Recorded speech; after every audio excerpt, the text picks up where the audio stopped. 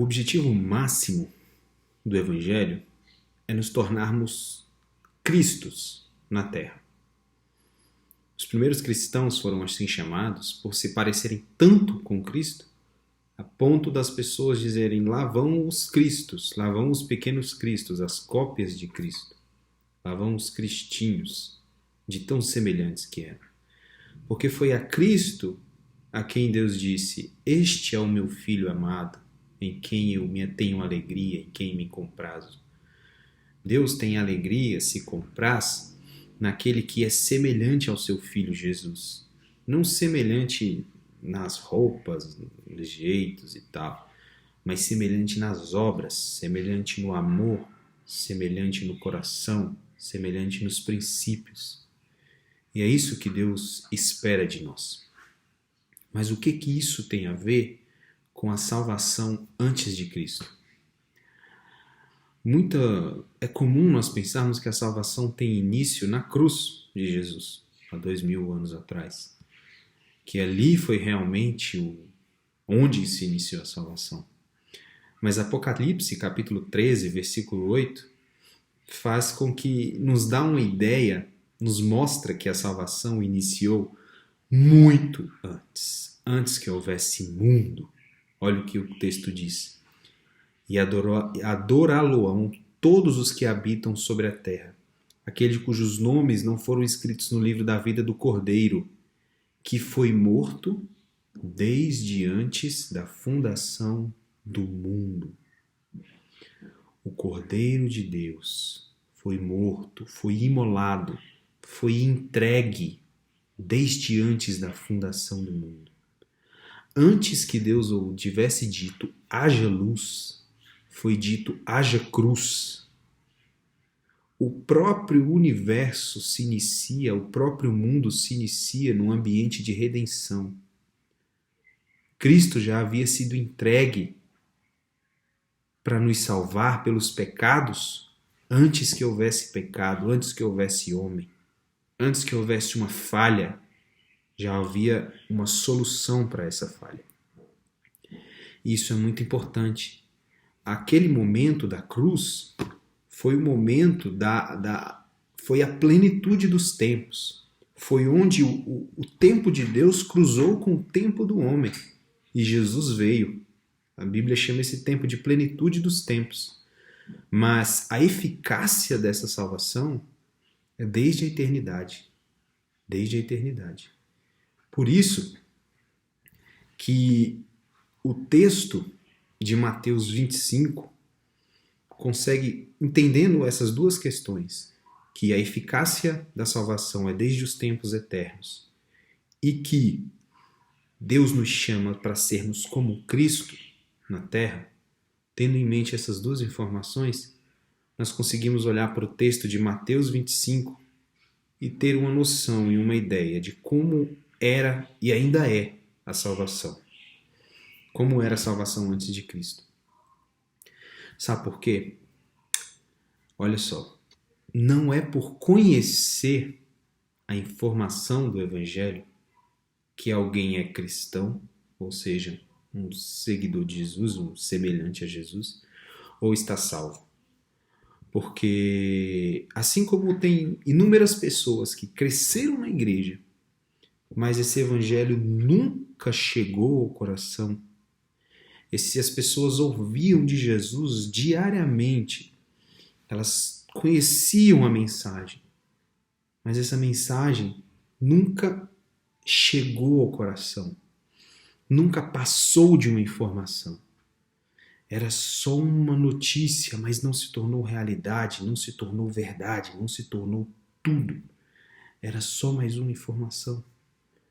Por mais que essa informação fosse importante e, de certa forma, moldasse um pouco a vida dela, fazendo aí para a igreja, fazendo fazer tanta coisa, mas isso nunca desceu profundamente ao coração. Ficou só na zona da consciência. Assim como tem pessoas que ouviram a vida toda a mensagem, mas essa mensagem nunca chegou ao coração, que o dito joio dentre o trigo, que são aqueles que no nome de Jesus fizeram milagres, fizeram tantas coisas, e ele vai dizer apartai-vos de mim, porque eu não vos conheço. São esses cujo único objetivo é o poder de Jesus, o único objetivo são as superficialidades, mas a realidade não entrou dentro do coração. O Evangelho nunca lhes foi verdade, foi apenas uma informação. Assim como tem pessoas que o Evangelho não passou, assim como tem pessoas que o Evangelho não chegou ao coração, mesmo ouvindo ele diariamente na igreja, existem pessoas que nunca ouviram do Evangelho, mas o vivem mesmo sem saber. E são como Jesus para o seu próximo, mesmo inconscientemente. Olha só, assim como tem pessoas que ouvem o Evangelho diariamente, mas essa informação nunca chega ao coração, nunca chegou. Existem pessoas que nunca ouviram o Evangelho, mas vivem esse Evangelho mesmo de maneira inconsciente, porque são como Jesus para o próximo. E o texto de Mateus 25 deixa isso muito claro, porque o texto diz que naquele dia virão do norte, do sul e tal, pessoas, e Jesus vão reunir esse povo e vai dizer, olha, venham para o reino que está preparado por vocês desde antes da fundação do mundo.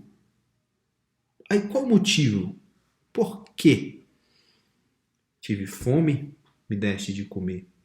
Tive sede, me deste de beber. Estive nu, me vestiste. Estava preso, me visitaste. Não tinha onde ficar, você me hospedou. E eles vão perguntar, Jesus, mas quando nós fizemos isso para você? Eu nunca fiz isso para você.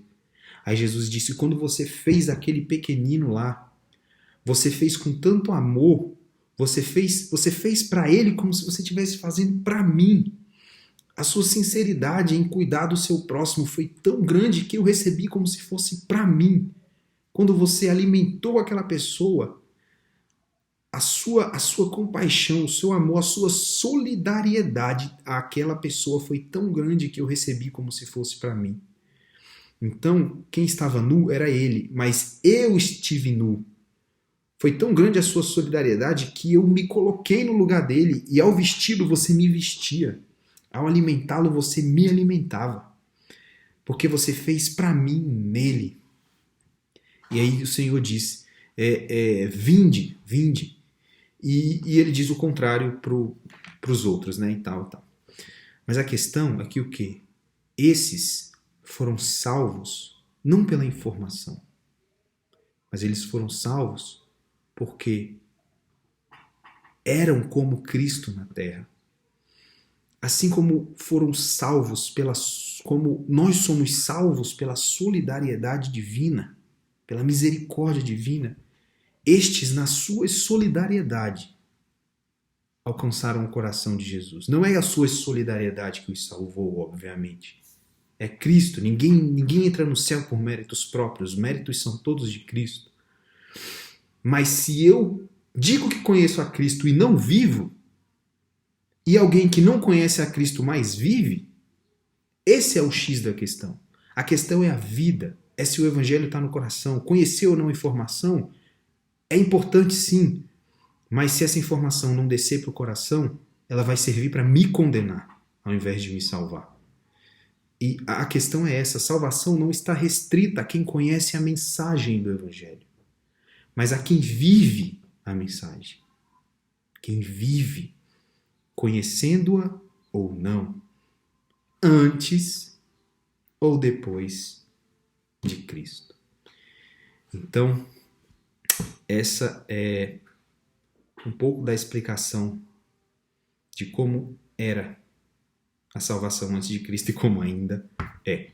Não é pela informação, é pela vivência dessa informação, conhecendo-a ou não.